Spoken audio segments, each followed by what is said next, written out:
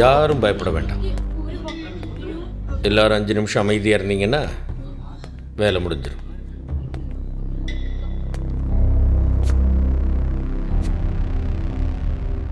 அதில் எவ்வளோ இருக்கு? 5 லட்சம். இதில் போடு.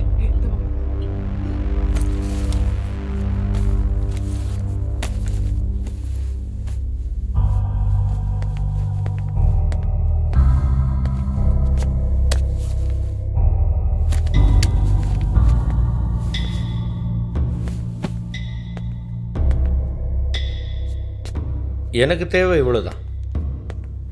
உங்கள் பணமெல்லாம் எனக்கு தேவையில்லை. அதெல்லாம் வீட்டுக்கு எடுத்துகிட்டு போய் குடும்பத்தோடு சந்தோஷமாக இருங்க. எல்லோரும் கை தட்டுங்கப்பா.